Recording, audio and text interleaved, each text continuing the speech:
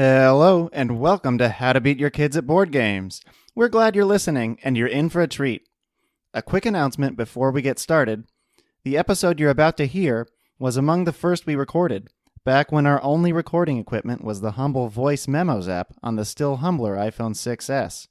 Thus, while we are proud of the content, we realize that the sound quality may not be the best.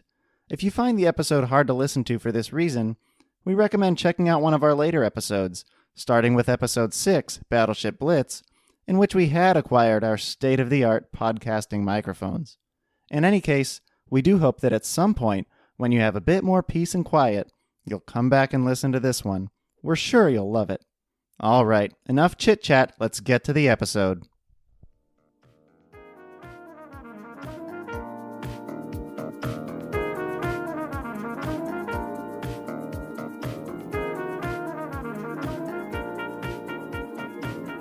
Hello, everybody. This is John here with my brother Dan. Hey guys. That's Dan. All right, and we're here to talk to you about board games today. We're a couple amateur gamers ourselves. Like to play a bit of Risk, a bit of Monopoly, everything in between. And we just want to make this podcast to help out anyone here that's struggled to compete with their friends or their family on family game nights. If you're always wondering what properties to buy, all this stuff about Monopoly, this is where you come, right? So we're going to offer you a beginner's guide with some intermediate, possibly even some advanced points later on. But yeah, it's just going to be a quick and dirty discussion of Monopoly with a few points for the few points that we want to hit. Sure. First, why don't we go through the rules and some common misconceptions. So, if you're listening to this podcast and you don't know the rules of Monopoly, or you've never played Monopoly before, you should probably stop listening right now and go read the rules, or play a game or something, and then or maybe start a game because you don't want to be coming back 3 hours later. Right.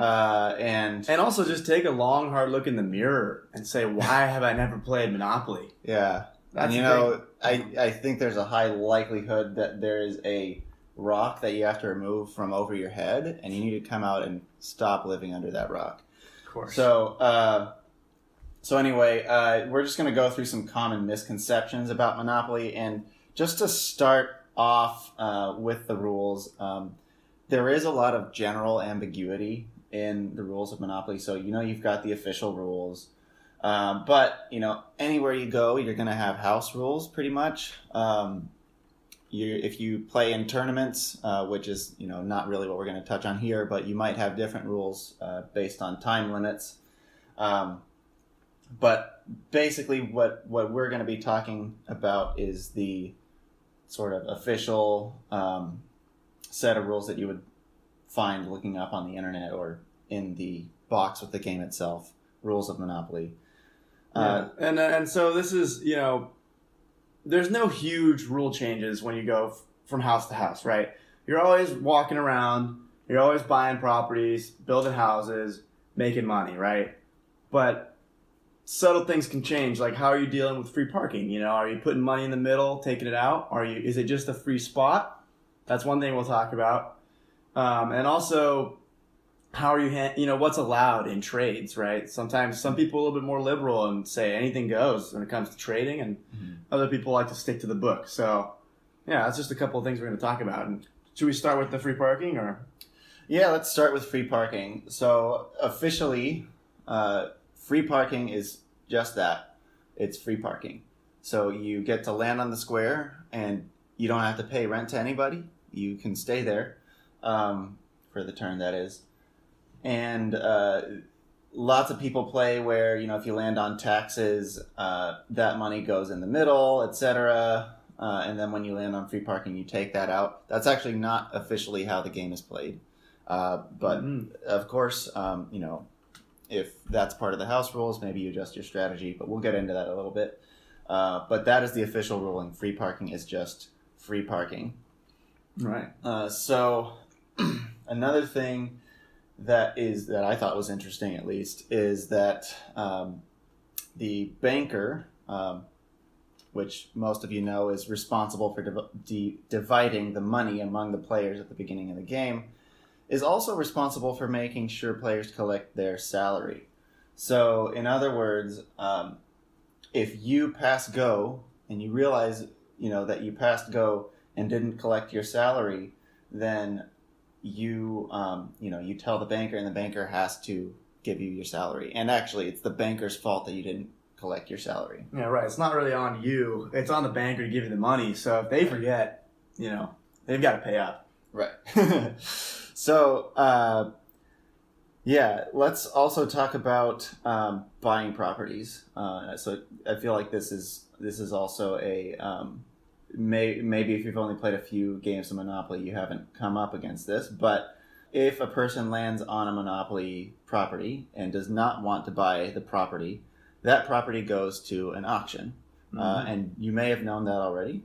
But even if you are the person who chose not to buy that property, you can still participate in the auction and make a bid for that property, even though you chose not to buy it outright. And also, the bidding starts at exactly $1. Mm-hmm. You can pay anything for the property. You can pay less than what the mortgage is for. So that just would be a screamer deal. I mean, you'd be an idiot not to. Right. Because you just make money if you could buy it and immediately mortgage it. So always be on the lookout for these auctions. Yeah. Especially if you're playing with people that are a little bit more lax and casual. They're like, I don't want that. Yeah. Well, take advantage of it. Yeah. Snapping up a property for less than it's worth is Huge. Always a win. And if nothing else, you bid up the price for the next guy. So right. Yeah, bidding strategy is something we can. That's a whole nother podcast right there. Yeah, absolutely. We should do another podcast on the game theory of auctions. Oh yeah, for sure. So I think one more aspect of rules before we get into trading and stuff, which will be more in strategy, is bank loans.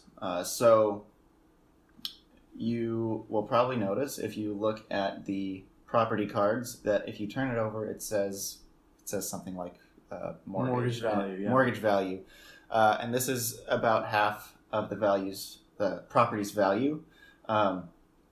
So basically, what you're allowed to do is, if you own a property, you can mortgage it, which means you take out a loan from the bank for half the value of that property. Meanwhile, you cannot charge rent on that property if anybody lands on it. And later in the game, you can pay back that loan at the full value of the property. Is it plus 10%? Yep, plus 10%. So the full value of the property plus 10%, you can pay it off later in the game and then get the right to charge rent again for that property. Right. So I think for a lot of beginning players, I don't know, at least when I was a beginning player, it didn't really make sense to me why somebody would ever want to do that. But we will get into it later, why you probably do want to do this every game. And also, when you have a property mortgage, say you had a monopoly, you owned all three of the red properties, but you needed to mortgage one of them. This is just a kind of a technical rule. You still get to charge double rent for the other two. Okay. So, if you have a monopoly, you charge double the normal, and you don't have any houses, you get to charge double the normal rent. You still get that bonus if one of the properties is mortgaged. You still count as the owner. Cool. So yeah, let's start hitting the rest of our points here. So I think one more point on rules actually is external pacts or agreements. Oh yeah, are not allowed. So this seems like it would be obvious to say. They're officially not allowed. They are officially not allowed. So, in other words, John, I think you had a good example of something like this that happened. Right, so I was playing with a couple friends, and we'll give them fake names. Scotty and Jared, David. And then we'll just unrelated to their real names. And so Scotty was in a great position. He was in the best position on the board if he could make this trade with David. And so he made this pact with David where he said, David, if you give me this property, I won't charge you rent until both of the other players have been knocked out, and other players being me and Jerry. And so David made that pact, and actually it didn't end up working out that well for him. But that kind of a thing, charging or like making a deal that extends kind of into the future is not allowed, not provided for by the rules. Right. So, basically everything happens in a cross section. It can't tie into any other time period. So, you are more than welcome to let a person who lands on your property pass and not pay rent. And you can even do that over and over again as they keep landing on your properties, but you cannot make a declaration or a pact or any kind of deal that says you will not need to pay rent on my properties, or sort of anything of that nature, like John said, that extends in the future. Mm-hmm. So maybe a fine line, but it's something to keep in mind. Okay, so now we're going to talk about actual gameplay, and we're going to imagine, you've just started the game. It's your first time around the board. So what are you trying to do this first time around the board? Yeah, I think that's a good question. I mean, for me, the main thing is you've got 1,500, right? So what are you doing? Are you buying every time you land on something? Mm-hmm. Or are you keeping a little in your back pocket for the next time around? What do you think, Dan? Honestly, every time I've played, I kind of just end up buying everything I land on the first time. And I also feel like I don't win all the time, which, disclaimer, there is no strategy that helps you win every time. But anyway, going back, I don't know, looking at the board right now and seeing and knowing what we do about certain properties, maybe being more lucrative than others, I'd probably buy the ones that are more lucrative if I get the chance, and maybe pass on the ones that are not. Right. But yeah. Anyway, none of that was very specific. So why don't you go? Well, why don't we get specific? What do you mean by properties being more lucrative than others? Okay, so like, I feel like it's pretty common knowledge that those orange properties right before free parking are pretty much the best place to be. At least I've heard it said, and that's because they're like right across from jail. Like, I think 1, 2, 3, like 6 squares. Like if you're in jail and you roll either a 6 or an 8 or a 9, which is pretty likely, considering that you need to roll doubles to get out of jail. So 6 and 8. That's what. That's like a third of the time. 1/3. Yeah. You're getting out of jail. You're going right to an orange square. Right. And so you're going to have people disproportionately landing on those properties. So I feel like if I have an opportunity to buy one of those properties, boom, I'm going to buy it. Everything else, I don't really know. I mean, I guess it depends on maybe where the cards will send you. Depends on maybe how expensive it is to build houses and develop. And by cards, you mean community chest and chance, right? Correct. Okay.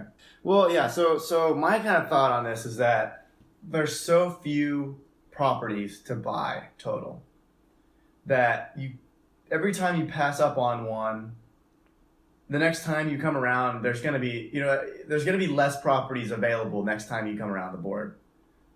So I think that you just give up too much by not buying on the first time around. Okay. And I think it generally takes about 4 or 5 turns to get around the board, maybe even less if you roll doubles, right? And that's 4 or 5 properties that you could have if you roll right.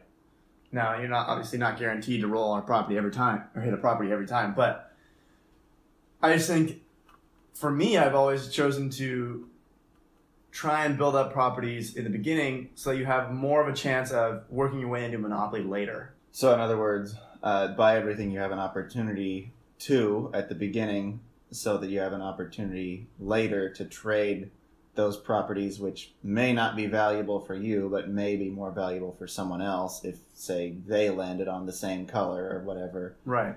And then maybe you get more of a chance of eventually gaining at least one monopoly, which is the name of the game, after all. That's true.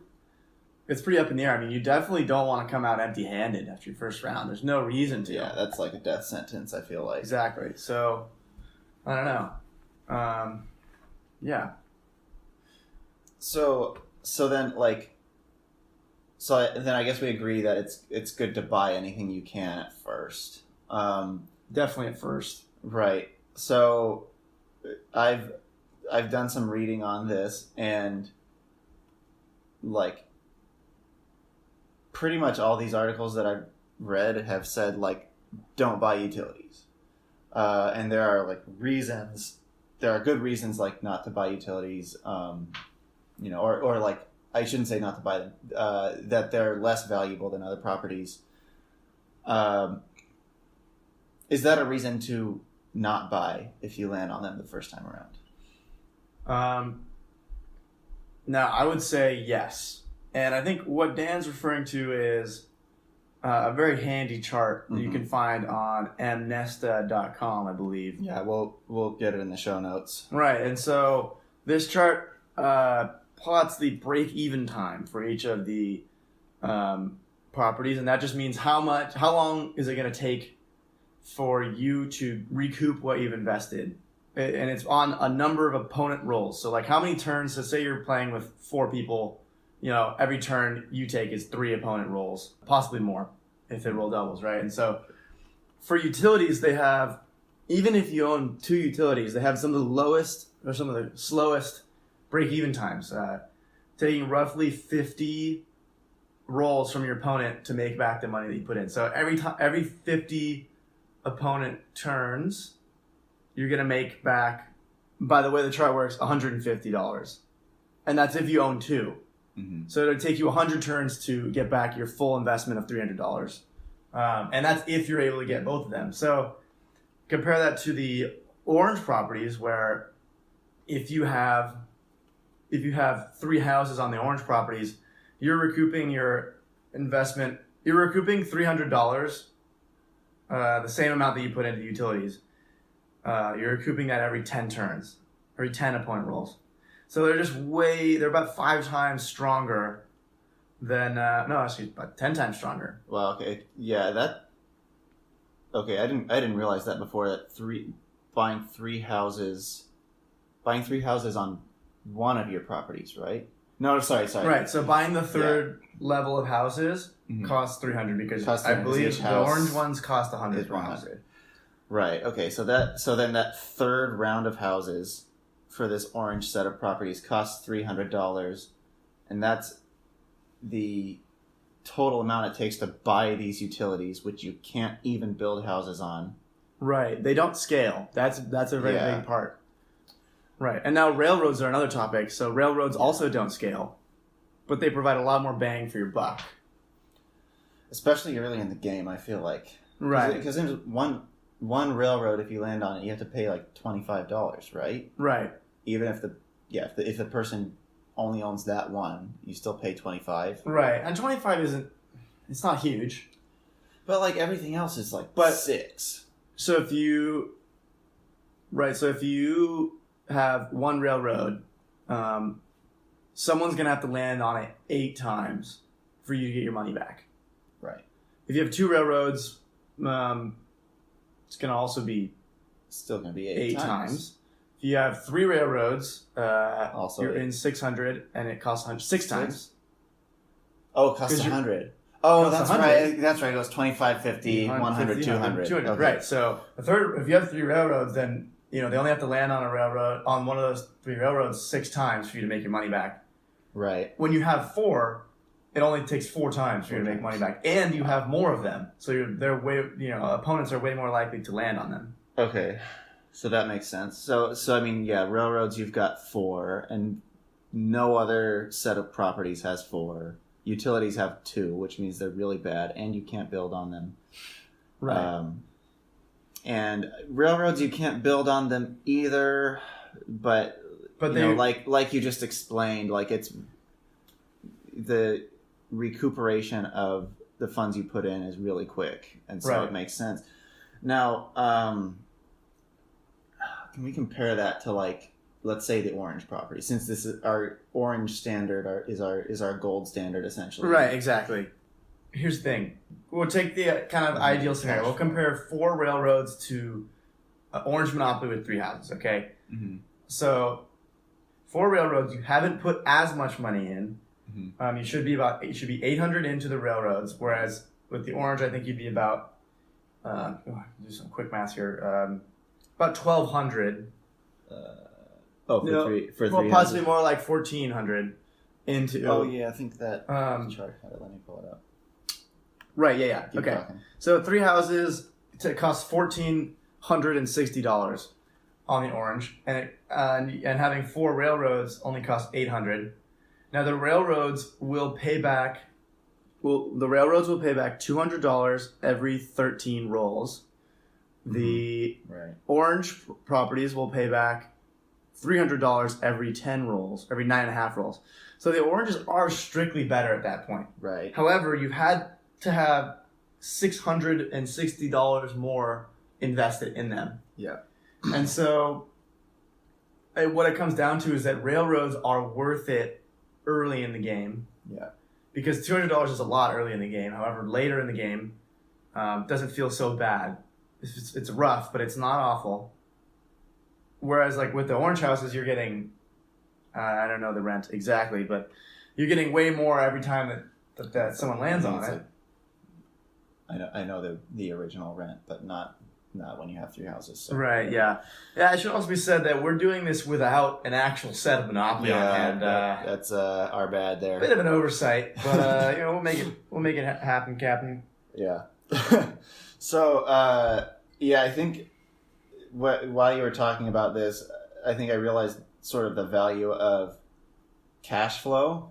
So like railroads are something that I feel like you can maybe, like you put much less into it, and so I guess you're able to have it for longer, probably on average, than you would be able to have, orange monopoly with 3 houses, or really like maybe any monopoly with 3 houses.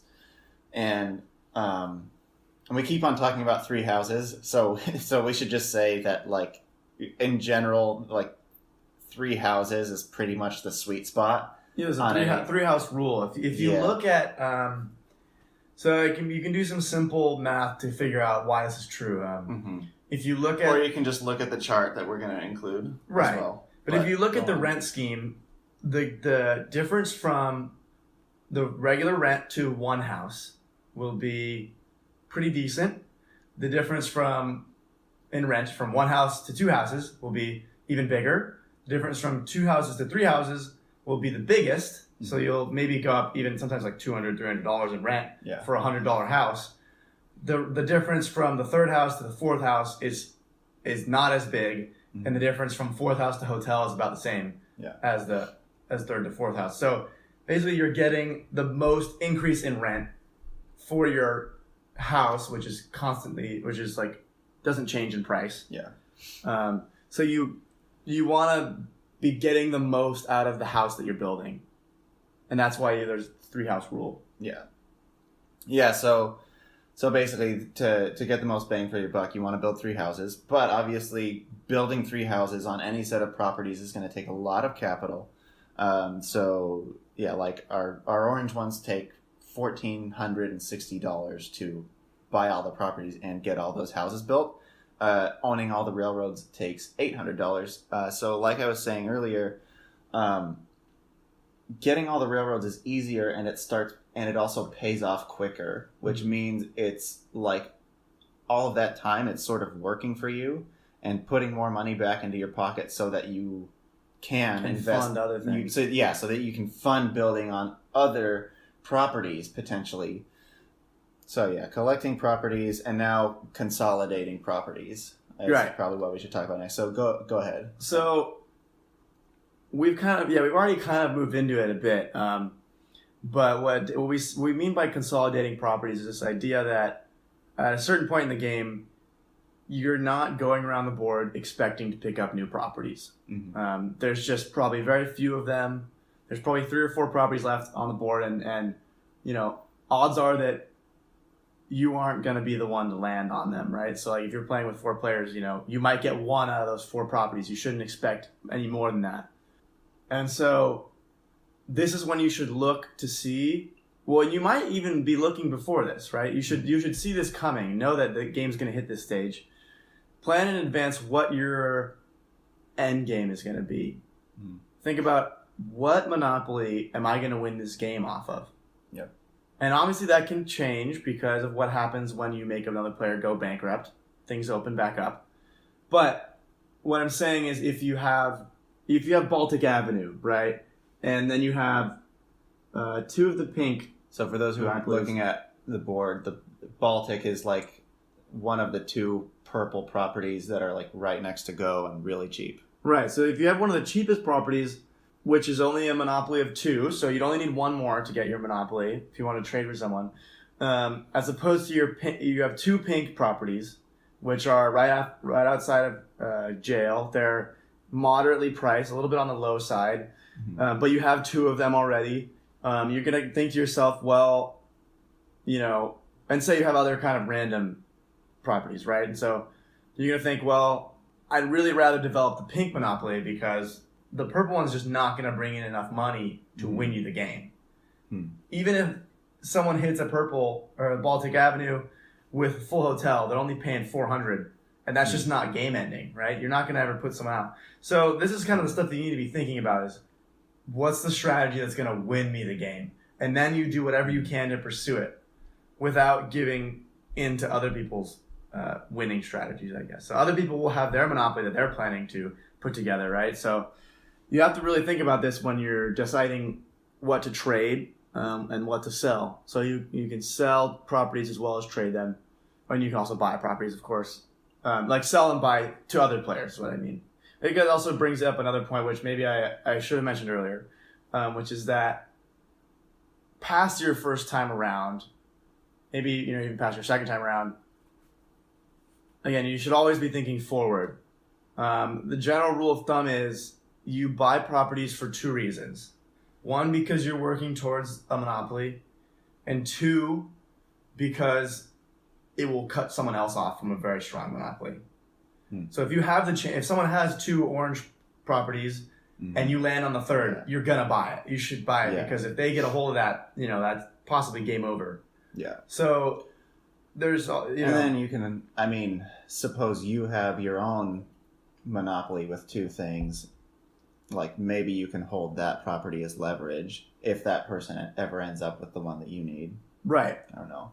Exactly. Maybe that's not the best thought process, but well, and also the nice thing about that scenario where you buy something to block someone else is that you can just immediately mortgage that property. Yeah. Sure. And you get half your money back. Yeah, that's fair. And you don't want to collect rent on it anyway. It's not going to pay back anytime soon if you don't have any houses on it. So, that's just an easy choice. But sometimes you do, pick up the 3rd property of someone else's monopoly just to use as trade bait. Right. So I kind of want to talk, I think we can get more into trading now, but going back to your scenario where like you have 1 of the purple cheap properties and you also have 2 of the pink property.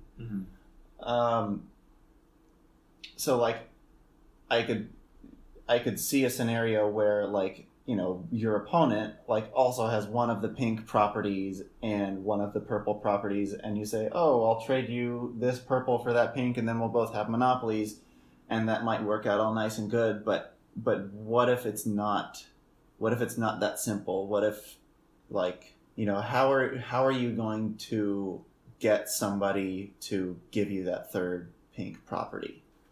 You have to offer. You've got your only option is to offer them something that's worth it for them, which is kind of the tough part. So say you're stuck with kind of a lower value monopoly like the pink or the light blue. It might seem like a bad idea to kind of trade away the 3rd yellow property to someone to get your 3rd light blue. And that's where you have to decide, is it worth it? In a lot of games, if you're playing with a lot of players, there's only so many monopolies to go around. And if you don't get one, getting more than one monopoly is almost unheard of in these kinds of games. And until there's less players. Sure. So, sometimes a mutually beneficial trade where you're both getting a monopoly, but you're both ahead of the other two players can be worth it, even if you're at a slightly lower position after the trade. Yeah. So, but again, like now we're talking about a scenario where you have two and this person has two, and like I'm going to give you your third one and you're going to give me my third one, and it's nice and neat. But like, what if I have two of the light blue and you have two of the pink, and Josh over here has like the third one of the pink, and like Gilberto over here has like the third one of the light blue. Right. How do you like make this pan out for you? That's a great question. Yeah. And I think the only way to do it is to be thinking 3 steps ahead. Say that you know that another player has stuff that you want. A third player has stuff that the second player wants, but they're not willing to trade. You can trade with the third player in kind of a neutral trade to get stuff that's more desirable to the second player. Who has what you want. Who has what you want. Yeah, exactly. So then make the trade. You can do that. A lot of times, though, if you're playing with people that know what's going on, there's sometimes just not a way to make it work. Sure. That's why you want to have as many properties as possible. Sure. So you have the most options when trading, and you can put something together somehow. Make it work. It's not always going to come out clean, and a lot of times games are won and lost by whether you can make that jump. Sure. So you bring up a really good point there. In that if you have people who know what they're doing, they're obviously going to see right through. Oh, like I'm just giving this guy a monopoly if I do this like seemingly neutral trade. If I just like see ahead. So I do want to talk about the human element of this a bit. But before that, I think one more important point to go through on trading is let's stick with the example you gave of the light blue trading for the yellow. Okay. So in other words, so the light blue, this is Connecticut Avenue, Vermont Avenue, Oriental Avenue. It's the 3 right before jail. And then the yellow, we have Atlantic, Ventnor, and Marvin Gardens. And these are, ironically, right before the go-to jail square. So on opposite sides of the board, buying a house for the light blue monopoly costs $50. Buying a house for the yellow properties costs $150. So you mentioned that it might seem disadvantageous to give this person the yellow monopoly and you only have this like little light blue monopoly, which maybe doesn't pay out as much, but at the same time it's easier to develop. So like by the time you can pay $150 per property and have 3 houses already, like be in the sweet spot. And meanwhile, your opponent who has, these other properties will have only 1 house, and the payoff of 1 house on the yellow properties is way less than the payout of 3 houses on the light blue properties. Meanwhile, you're gaining money on those and, maybe opening yourself up for other ventures. So timing of the deal can also be big too because of this. Say you both have, just for the sake of argument, you both have $0 and no liquid funds, right? If you give the other player the yellow monopoly and you get a weaker monopoly, it's probably going to, they're going to get more rent immediately from their yellow. And so they might be able to kind of outrun you in the long run. Whereas, say you go into this deal, and since you've been buying cheaper properties, like the light blue, you have $400 in cash. Well, let's make it a little bit more realistic. So I say you have $600 in cash and your opponent has $200 in cash. You have 400 more, but he still has a little bit. Sure. This is great timing for you to make the trade because you can immediately capitalize on the monopoly, whereas they cannot. Even though they get what can be considered a stronger monopoly, Sure. You have the ability to capitalize on it. Mm-hmm. Yeah. And so this also leads to kind of a paradigm shift in what you think of as a strong monopoly, too. Mm-hmm. So, like, if you look at this trade from kind of the perspective we've been giving it, you know, maybe from the other side, you wouldn't want this trade to go through. Maybe you wouldn't even want the yellow monopoly. Yeah. Because you know that it's harder to develop. Mm-hmm. So, and that's it ultimately ties into the human element. Yeah. You're not going to be playing experts. You're going to be playing other people. Yeah. I think talking about the human element is maybe going to sound silly to some people, especially if you're like a, you know, diehard into the numbers and want to hear us talk about the numbers of Monopoly. I think mostly we've been doing that, but I mean, you know, you have to remember too that you're playing against people. People have emotions. People are not perfectly rational. And people form associations that are not necessarily true, form like bonds of trusts where they maybe shouldn't. I think a lot of the human element in this game is being able to sort of cultivate that trust in your opponents early on so that like later they might be more receptive to trades. Like this is what's known as the Norm of Reciprocity. There's a fantastic book that goes into detail about it that I can include in the show notes. But if you give something little in the beginning, people will often feel like they sort of owe you something. You know, I let you pass free without paying rent on my property early in the game, and now I'm offering you this trade, which is like pretty even. Not that you want to necessarily like bring that up, but you know, they'll remember that you let them pass free. And they'll be like, yeah, okay, we're square now.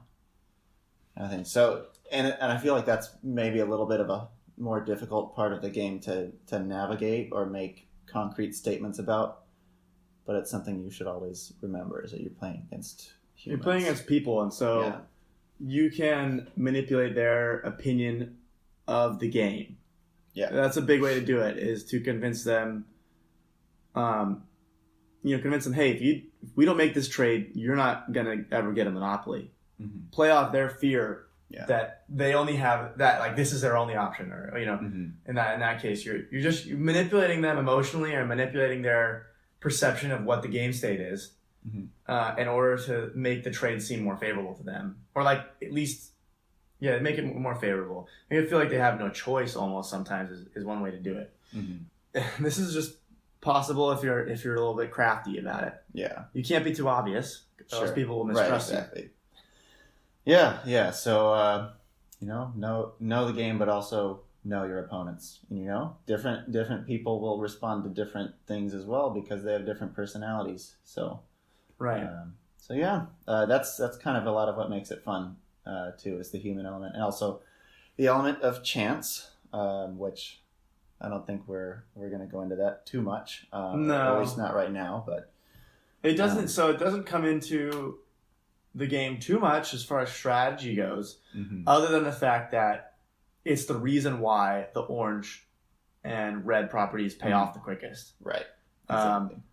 You have stuff like rolling 2 dice and summing them together. You're generally going to get about 7. You're going to go about 7 spaces. That's the most common roll. Right. Stuff like that will very slightly influence which properties are most likely to be landed on. And there's also stuff like community, chest, and chance that make other properties more likely to be landed on. Mm-hmm. So what we've been talking about has been already incorporating this chance into our analysis as far as it's concerned with how you play. A lot of times there's not really a way to play around chance. Sometimes you just get the go to jail card. Sure. In community chess, and there's not really much you can do about it. Even if you know that it's in the deck, you still, can't control what you roll. You might, there's not much you can do. Yeah. So, Yeah. So yeah, it is what makes it fun. It is what makes it so a beginner can, maybe beat an expert one out of 10 times. But like if you can play the game in a way that the outcome is not solely dependent on chance, you've got a good strategy, your opponents, you have a game plan, based on how your first time around the board panned out. I think that you will win more times than you should if it were purely based on chance. Right. Okay, so I think we touched on, we talked a lot about trading, and that was helpful. We talked about the different values of properties and why you would or would not want to have them, and how you should value them respective to one another in trades and such. Like, of course, first time around the board, you probably want to buy, but after that, you want to have metrics by which to compare them. So now we get to a fun part, and we're going to talk about jail. So how are we doing on time? We got maybe like 15 or so minutes left. Got it. So let's talk about jail. So there are a few different ways that you can go to jail. You can land on the go to jail space on the board, or there are, I think there's one of each in Chance and Community Chest card that just says go to jail, do not pass go, do not collect $200. Right. Always very fun when your opponent picks that card. But as we'll see, going to jail is not always a bad thing. Right. So I can take the lead on this one. Go for it. The thing about jail is that it prevents you from moving around the board. So it doesn't prevent you from doing anything else. In the beginning of the game, this is huge because you need to be able to land on properties to buy them. It's almost never worth it to be in jail for any amount of time in the beginning of the game because you just need the movement. The $200 you get from passing go is huge, and you need that income. However, as soon as houses start showing up, especially houses on your opponent's side, you start to lose money by going around the board. So discounting what you're getting from rent. Just the fact that that your opponents have high rent properties on the board makes it so that you just taking your 3 or 4 turns to walk around the board, you're probably going to pay more than $200 in rent. So you'd rather just sit in jail, do nothing while your properties that have houses on them collect money for you. So this is just like Martha Stewart. Right. Just like Martha Stewart. And so it's not a huge, that's really all there is to it, is that you need to think about what you gain from walking around the board and what you lose from walking around the board. And it's just going to transition. It's just going to shift from early game to late game. Yep. So that's jail. Basically, jail's an advantage if you have it. Yeah, so late in the game. Yeah, so basically, in terms of wanting to get out of jail, actually, this is more of a rules question. If you're in jail, are you allowed to not try to roll and get out? No, I don't believe I believe you have to roll. You have to roll to get out. Okay, mm-hmm. Got it. Okay, so then early in the game, like you most likely want to just pay the $50 to get out. You should instead of trying rolling doubles, unless so. One of these sources brought this up, and I don't know if I necessarily believe this based on what we've said about wanting to buy properties early in the game, but if you stay in jail and you try to roll doubles to get out, you have like a 1/3 chance of landing on one of those orange properties. Right. So if it's early in the game and nobody else owns those, is it like, is it profitable to try and roll doubles? And if you don't roll doubles on your first roll, then the next time you get to try again. Right. So easy way to do this is just to math it out. Yeah. Say you get sent to jail. First time for you decide you're going to try to roll out, okay? You have a 1/6 chance of rolling doubles. That's just because you have to roll the same number that you rolled. Like, say you rolled one die and then you roll the next die. You have to roll the same number that you rolled the first time. So 1/6 chance. So after that 1/6 chance, you have a 1/3 chance of getting one of the orange tiles. Yeah. So that's a 1/18th chance every one of the 3 turns. Right. Meanwhile, now and like so that's if you really wanted to find out your probability of not getting it at all, you have to do 17 over 18. Raise to the third, 1 minus, all this kind of stuff. Basically, it's not that likely. Right. Even if you try to roll doubles, I would say you're just way better off. Yeah. Taking paying the fine, getting out, because you're way more likely to at least land on one property. It might not be an orange. Right. But, exactly. I mean, you might get a pink or a railroad or, But the thing is that, like, theoretically, you mean, it makes sense, right? Like, you really want those properties, but it's not like you're already just not that likely to get them regardless. Yeah. I mean, I feel like the cost of letting your opponents continue to run around and buy properties while you're stuck trying to get this 1 or 2 is probably just not a good strategy. Right. So, yeah. Okay, cool. Now say there are the only 2 properties left on the board. Maybe. Of course, because this gives you, for sure. that's your best shot. Yeah. But if there's a ton of properties left, it's not worth it. Yeah. Okay, yeah, that makes sense. And then get out of jail free cards. That would seem to be so. Side note: you are allowed to sell your get out of jail free cards for any price to your opponents. If somebody is selling you a get out of jail free card, you would be stupid to pay more than $50 because I'm not entirely sure. Okay, yeah, so we got to check this. So if you hit a go to jail tile, mm-hmm. and I believe you have the card. Do you still move to jail, or do you just stay? That's a great difference maker. Question. Let me see if I can find that out. Yeah, real quick, because I think it would be a little more complicated. Granted, I would never pay more than $100, just as a general rule, because I don't know that it's worth it that much, and you don't know it. You can't buy it once you hit the tile. You have to buy the card in advance. I would still say that it's not a great idea to pick up get out of jail free cards. Yeah. In general, it's just auxiliary. You don't need a get out of jail free card to win. It's like paying for a life insurance policy, except the payoff's way less. It's like paying for like a $50,000 life insurance policy, and your monthly fees are like $100, right? Like, yeah, you're paying way more. You'd be paying money that you could use for a house or something. Yeah, that's true. For something that might not even happen. Right. Yeah, that's a really good way to look at it. You could be throwing that money into a property which is going to make you returns.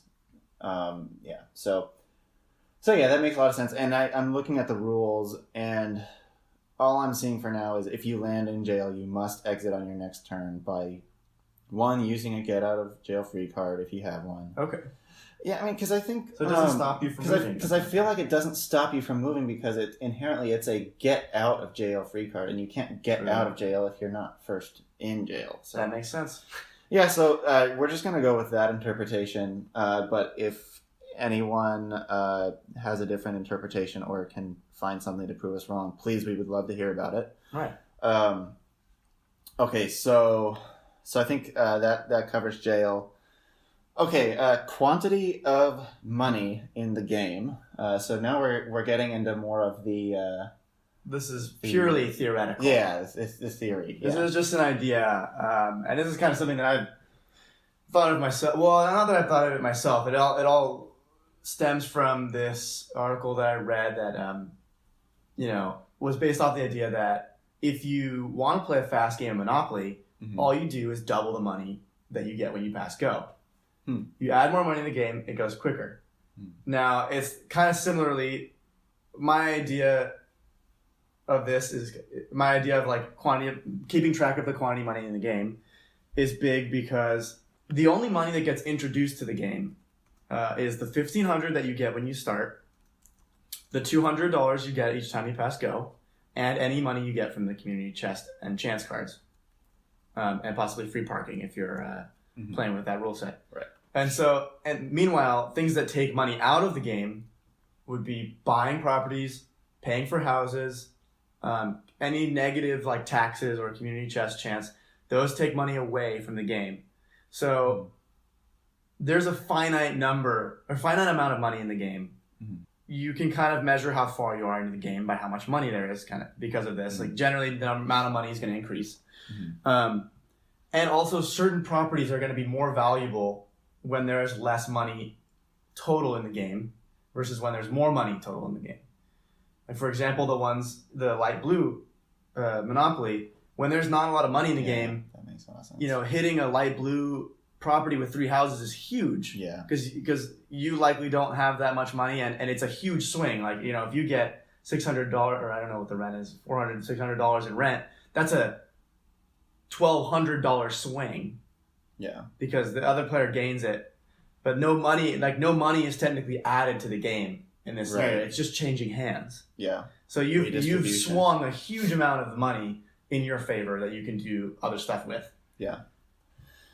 Yeah, that makes a lot of sense. So basically, like in the scenario we were talking about earlier, if there was a ton of money in the game, in that when we were thinking about trading the blue Monopoly for the yellow Monopoly, if there's a ton of money in the game, maybe like say it's been gridlocked, no one's trading a Monopoly, so you're just going around the board collecting money, and then there's a lot of money in the game, and then take it from there.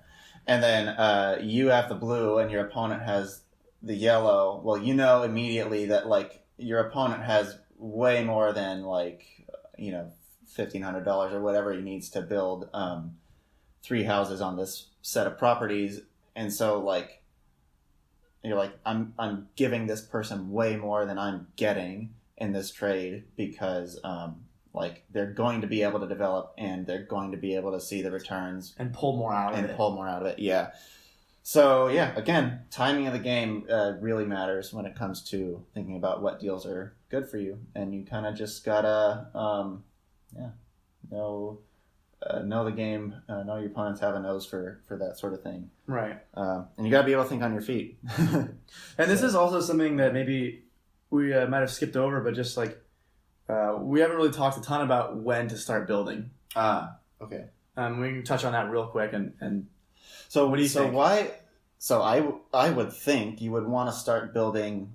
So with a caveat, so I would think you'd want to start building as soon as you have a Monopoly, unless like, maybe like you're about to buy some other property and you want to use the money for that first before you start building, or like you think you might be about to land on somebody's square and get bankrupt, and so you want to hold off on building until the next turn. But like, right. I feel like barring certain like tactical, like cross-sectional considerations, like momentary, like this is the game state exactly now. Yeah, I feel like barring any of those considerations, you probably want to just start building right when you get the Monopoly. Is that correct, or what do you think? Well, I would agree with you on that. I would say that really, the key is knowing what those situations are where you wouldn't. So, and also knowing that sometimes it just comes down to you risking the game.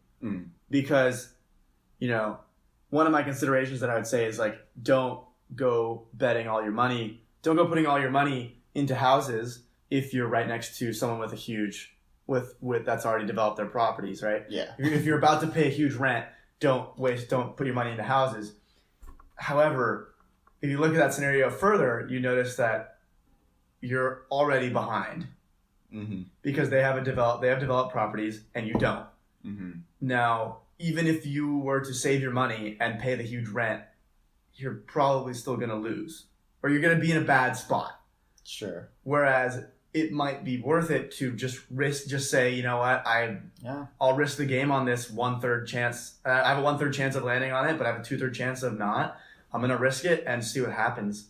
Yeah. Sometimes that's what it comes down to. When you're in a losing position, you're forced to make decisions like that. Don't back your opponent into a corner. But, So I think it brings up the same question you asked before of like, what Monopoly is going to win me the game? Like you have to be thinking about winning, and it's not just about staying alive and staying in the black until the next turn, or it's about like, am I going to, if I don't do this right now, I'm either going to lose 1 turn from now or lose 2 turns from now. But if I do this right now, I might lose this turn, but I also might come back. But I have a chance You know, at least of coming so- back. Right. Yeah. Sometimes that's just what it comes down to. Otherwise, yeah, if you're ahead, if you're like the first one to get a monopoly, definitely build as much as you can, because you're not going to be paying out that much in rent as you go across the board. Like, you can mortgage something else to pay for your rent for a round. So yeah. Right. And now I'm seeing like why people might be more willing to trade, because if one person gets the first monopoly, then, well, hey, unless we do something, we're all screwed. Exactly. Everyone's afraid. Even if this is uneven, I might go ahead and do it, because otherwise it's over quickly. I guess that's what some people want, but like, everyone's looking at their position and they're saying, okay, given the properties that I have, if I make this move, I'll have a less, say you're playing with 4 people. If I make this move, I'll have a less than 25% chance of winning. However, it's still my best move. Like, I'll still be behind, but I'll be less behind if I make this trade. And you can kind of play on that with people. You can take advantage of knowing that people sometimes have to make subpar moves because it's still their best move available. Yeah. It still benefits them in some way, but it's not the best. Like, it's not an ideal move. Yeah.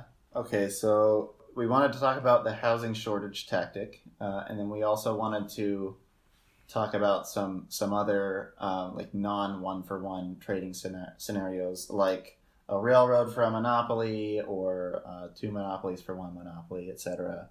So I think those frameworks can generally be summed up in what we've already said, in that it depends on the state of the game, it depends on how much money is in the game, it depends on like the position of like immediate position of pieces, the like monetary position of like your opponents, who are not the ones that are part of this trade that might go down, as well. So I think we don't really need to go through those any further. But let's talk about housing shortage, because it's just a fun one to talk about. Right. So housing shortage is a tactic that uses the fact that I believe there is exactly 28 houses and 12 hotels. The hotels aren't as relevant, but there are exactly 28 houses included with every Monopoly set. And you'd think, in other parts of Monopoly, for money, for example, there is a rule saying, if you run out of money, the banker can write you little slips that say how much money you have. However, for houses, that's explicitly money. Yeah, exactly. For houses, though, that's explicitly not allowed. There are only 28 houses available to all players. So you can take advantage of this fact. The idea of the housing shortage strategy is that you want to get a monopoly or 2. You ideally want to have 2. And you want to buy 4 houses on each of those properties. And that way you're taking up, what would that be? Gosh, what is that? 24. So 12, 24. That'd be 24 houses gone. So anyone else can only build 4 houses, right? Yeah. So at that point, you've basically won. Right. And so, Dan, what are kind of the ins and outs of this strategy? Like, what are your opinions on it? I think having 2 monopolies before anyone else has one, before anyone else has more than one, is probably unrealistic. And also it has to, you need a lot of capital to build those houses up. So I don't know, maybe if you had 2 really cheap monopolies, you might be able to do it. Right. But yeah, I think that mostly you're trying to do it with Baltic and light blue. And the light blue, or possibly light blue and pink. Yeah. Right. Yeah, so either 2 50s or a 50 and a 100 in terms of the price of houses. Mm-hmm. Yeah. So I feel like even having 1 monopoly with 4 houses on each square is going to sap the housing market pretty heavily. I'm trying to think of if there's 4 players and you have these 12 houses, that means there are 16 houses to go left. Around. Yeah, and so that means between your other couple 3 people players, could put up 3 houses on Monopoly. Yeah. So I mean, I think that sounds pretty solid, but how much different would that be from having like 3 houses on each of those? Right. Yeah, I don't know. And obviously you're taking out 3 to 5 or 3 to 6 houses from the market by having only 3 as opposed to having 4. Right. And I think that could be a deal breaker. It could be big. Yeah. And also I think that you get to a point where if you have those 2 monopolies, what else are you going to put your money into? Right. So if you well, I'm talking about like if you have 1 monopoly. Oh, okay. If you have 1 monopoly, is it worth it to put 4 if you could just do 3? Because again, like I said that probably if you have 2 monopolies, you're probably going to win anyway. Right. Yeah. That's the thing. Just by building houses in general.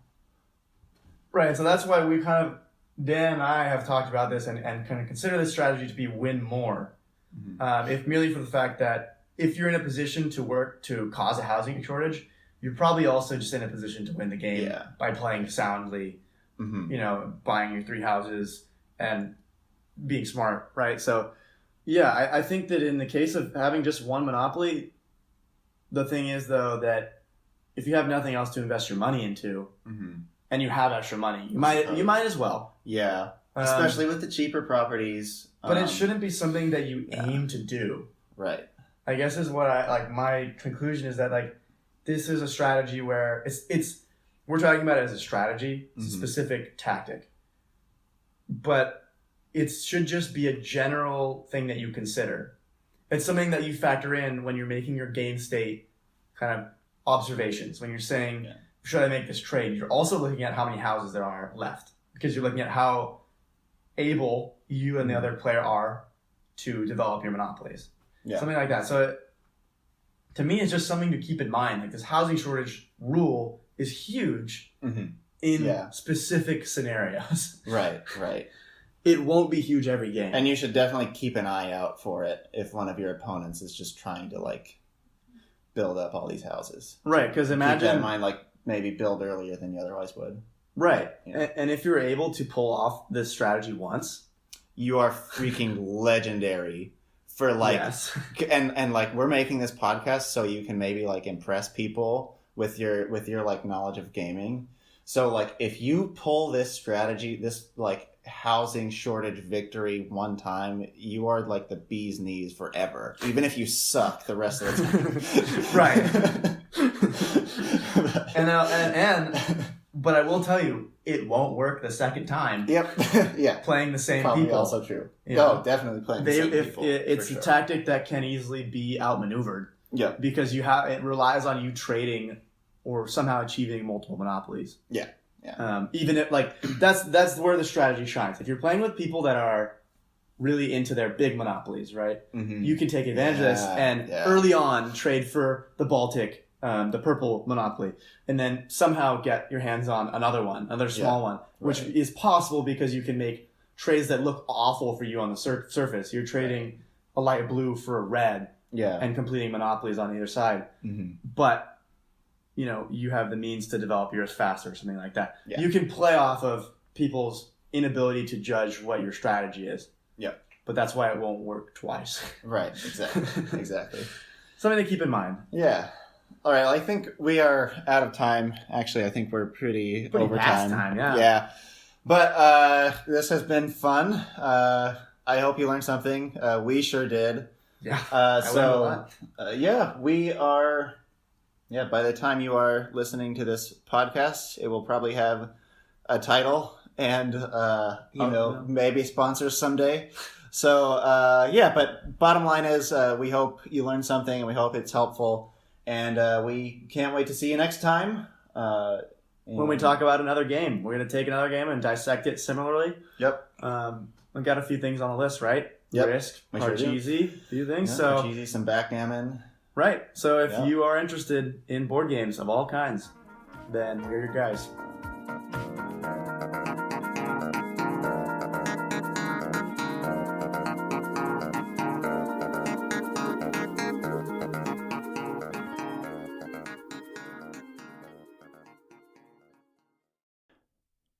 Thank you for listening to this episode of How to Beat Your Kids at Board Games.